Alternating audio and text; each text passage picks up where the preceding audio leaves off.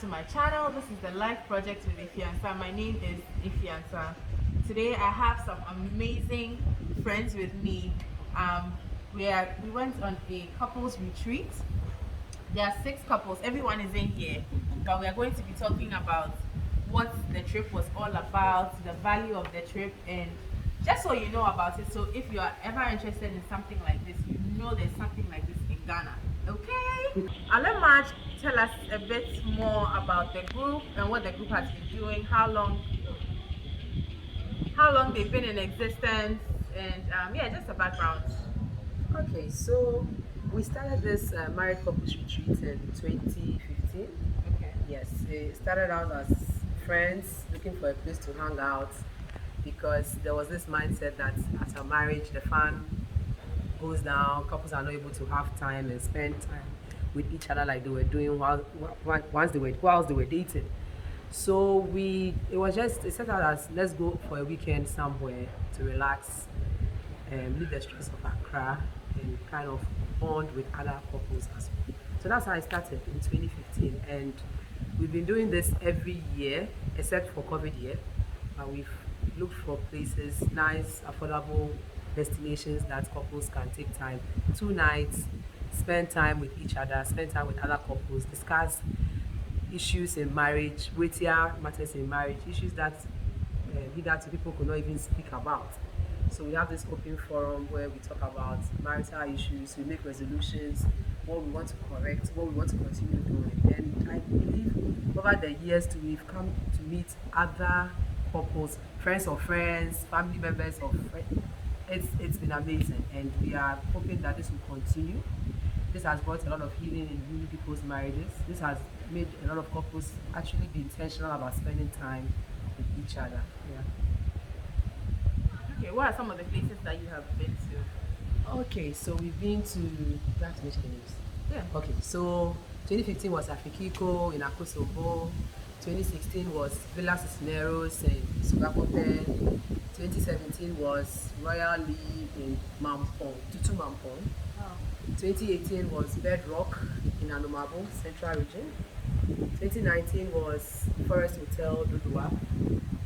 2020 COVID. 2021 was the Park Hill in Pram, and this year has been the Sogsakope Beach Resort. Okay. Next year we are looking at an international destination. So,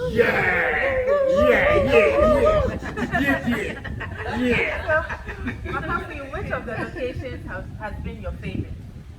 I think I'll pick last year Park Park Hill, yeah. Park Hill. Oh, okay. What was it about it? I liked the ambience. And we had so much time talking to each other. We spoke, we listened to people's issues, we brought out solutions. It has really helped. Yeah, so I think I liked 2021. Yeah. 2021. And I had the time to take a lot of pictures. This was so beautiful. So Oh, okay. That's good. Well, that's Park Hill. Yes. Where is that? Pram. From Yeah. Okay.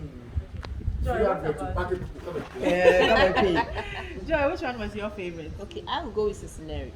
Cisneros, Cisneros okay. was fun. It was 2016. there we met so many amazing people. Yeah, it was very, very, very exciting and very much interesting. So now let's hear from the men. Yeah. Mr. Emmanuel, what's your favorite thing about the trips so far? Well, it's the information we gain from others on how to build a better relationship. Most marriages are focused on premarital counseling, but with the trips we are able to discuss issues that are similar or that other couples also have. And together we are able to come up with a solution that works for all. That's what I like about the trips. That's good. I like that. Echo. So far, what would you say is the most valuable thing you've learned from the trips so far? Well, I think it's about the networking and the relationship we have with other couples. That we're able to identify the problems in marriage, and we ourselves come up with solutions, the best way forward in terms of how to deal with the problems. So that has been one of the key moments for me, that you're learning from another couple. They talk about the mistakes and challenges, discuss the solutions and way forward, and it creates that sense of accountability, because you know that next year you're hoping that when you come back, you have made some improvement in your marriage. You cannot discuss the same issues over and over again, and it means that you're not changing, you're not learning. But every year when we go and we come back, there's an improvement. I remember last year they asked me to buy a dining table, which I didn't want to buy. But when we left, I worked at it, and now we have a dining table. So we always learn something. We make the resolutions. You encourage each other. Yes, we encourage each other, and that's a beautiful aspect of the retreat. Okay. I like that. Hey, yo. So you have been a three that you've been to. What would you say you've learned, or what has been valuable enough that you think should be carried on the rest of the trips that will be coming up? Oh, okay. So the fact that I look forward to it every year is even a plus. Okay, because every year I'm looking forward to seeing Marjorie call. Now I'm looking forward to see Rascal and Alice. Every year. Are you a tradition? Yes, and so far I think the lessons are enormous. You are there, and the convention accountability. You know, the next year when you come, in a way or the other, the attention will be drawn to the fact that you made a commitment resolution to keep you. So then you're always on your toes, trying to make it better, right? And if I'm asked which education best, I would say this place. One, because I see there's another animal for me. This time around, it's more bonding, partner bonding, aside the issues we discussed. And guess what? Even though we spend like an hour, 2 or 3 to discuss our issues, the things about compromises, being intentional and all that, it sinks deeply. Realize that people have issues, and I like the approach to which people try to resolve their own issues. We learn from it, it makes you better. So iron sharpens iron. That's really what we do all the time. So I think it's a thing we can take across.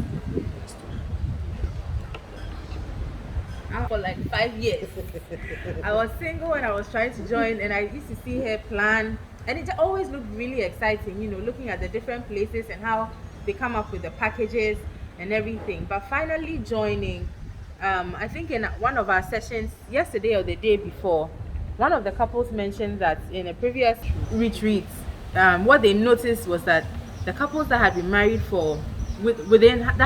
within 3 years had similar issues, and it gave me hope. I'm like, oh, okay, so mine will pass very soon because we are almost there. You know, it's nice to have someone to compare notes with and to understand that, okay, so this is actually just a phase, and it's not an actual issue that's really affecting you. It's just a phase that you probably have to go through in the early stages. So that's something that I've learned that I'm really happy about. Can I say something? Yes. When we talk about preparing for better explanation, we are not saying that we're not saying it in a negative way that you have this, so I must get that. No.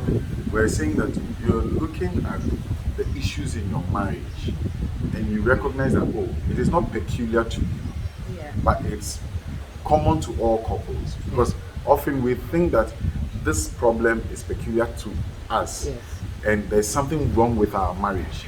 So when we meet, we discuss these issues, and we realize that, okay, they also have this issue, they also have that issue, so it's a common thing. Now, how do we work to make it better? So we are not comparing in terms of saying that, okay, your wife is taller, or you have more money, or you're doing this. That is not what we're doing. Just so that you understand. But we let you understand that the problems that you're facing, we are also facing the same problem. But together we must work to come up with a better solution. That's it. What would you suggest to someone who is listening and watching, and maybe one partner is really interested, but they think it's going to take a lot of convincing for the other partner to come in? What would you suggest? How do they go about it? Well, If you want to come, come. Okay, come. And when you join, whether partner A is interested, partner B is not interested, it always happens. At any point, it will not get two of you being interested. But then, if you're able to convince the other partner to come, trust me, the following year, with the partner who was refusing to come, who will convince you to come. The reason being that you get to realize that there are things you can't speak to your parents about. There are things you can't speak to your pastor about. But you think you are comfortable speaking with people. Initially, you think they are strangers. So you can't let out so many things. But realize that the strangers are open enough to tell you things in their homes and how they navigate around it. It gives you that comfort and that open-mindedness to come out with your own issues. So then you enjoy it. Okay, you have fun, you learn. And there's that spiritual bit around it too. Because we pray and support each other. So it's not just couples going out who think they have some small funds to spend on each other. No, it goes beyond that. And if you are spending a little bit of money to make your mind work and better, I think it's something you always look at. And to add to it, I'm sure one of you will be watching and say, I don't mind these people, they are just pretending. I'm just like you. It's very difficult for me to believe this kind of thing, but all I will say is just give it a try. Get in touch. Subscribe to the link and get in touch, and you will love the experience. Okay, it's just a matter of deciding, because we realize that most couples also can't spend time by themselves alone. They're asking. So when we go, what are we going to say? If you ask a couple to just go out by themselves, go for a dinner, by the time they leave, they probably will be having some quarrels or something of that sort. So if you don't have that habit, if you don't know how to go about it, you join us for the very first time, and I can bet that after that you'll be okay. You can go to the moon all by yourselves without any television or radio or anything, and you will have the best of your lives together. Thank you. And I think at the start of the interview, I mentioned that there's always this mindset that after marriage, the fan goes, as you say, eye clear, seriousness and mood. But I think that we should not lose sight of the fact of lose sight of the things that brought us together as a couple. So maybe you had things you love to do together. That is how come the two of you are bonding and you got married. So that should not stop. Yes, there are issues in life. You have other responsibilities that will come up, children, family, and all that. But you need to be intentional as a couple to take that time off and spend with each other. Yes, you will come for a group retreat like this. We have group sessions, but we are also conscious of the fact that couples must also spend that me time with one another, with each other. So we plug in those slots during the retreat program so that couples can have time together. Like for this session, for instance, we had a spa session. So a couple will go into a spa, we go for a spa treat. We had so the tensions or the stresses were kind of released out of these spa sessions. And after the spa, you realize that you are relaxed. You go back into the room. I mean, you can do whatever you want to do as a shout. One shout, yes. So I think as a couple, you should be very intentional about spending time with each other. You should be able to block all the distractions, work, whatever. Those are still there. But taking 2-3 days off to spend time with each other to reconnect is one of the best things you can do to your marriage. Just a quick one to add. So about planning towards the financial bit of the trip. Yes. What would you also suggest to people about that and how they can plan towards it? Okay. So I think we learned this from one of the couples, I think one of the sessions, that one of the retreats, that they have a separate account for what we call chilling or relaxation. So that at a time like this, you don't feel that you have to make that huge financial commitment or take out a huge chunk of your savings to come and do something like this. Even if you do not have a separate account for that, probably you can have it at the back of your mind that I am putting this much aside for entertainment purposes, for bonding purposes, okay? And we also try to make it as realistic and as affordable as possible, not cheap, affordable, because sometimes the location and the facilities also add to the fun. So we always look at how to package the program such that you will still have the value for money, Okay, so for instance, we are saying that we want to do an international trip next year.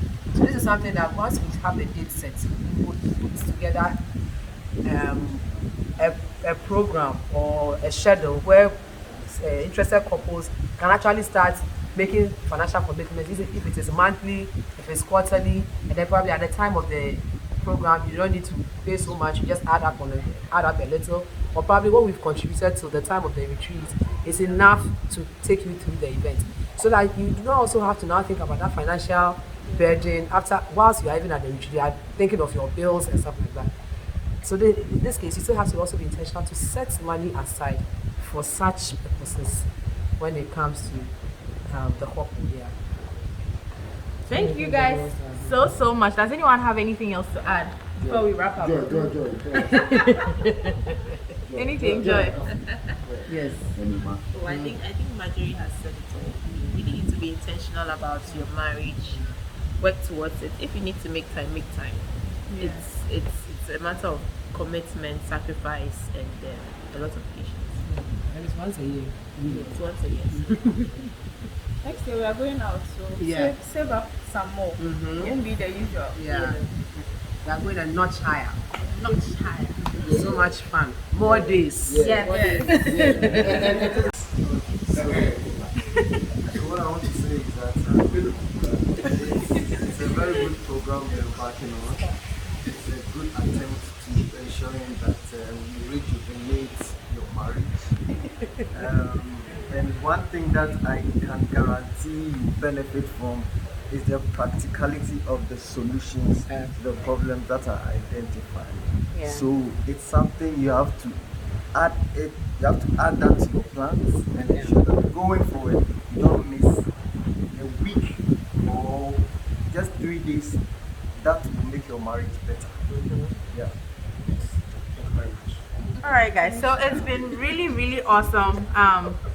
Amazing couples with more experience than some of us. So we've really learned a lot. And I'll say that if you are watching, just look. I'll put the information below. So feel free to call Marge, to call the numbers that you see, to ask about it, just to understand better. If you have any questions, put it in the comment section. We'll be happy. I'll get her to answer all your questions in the comment section.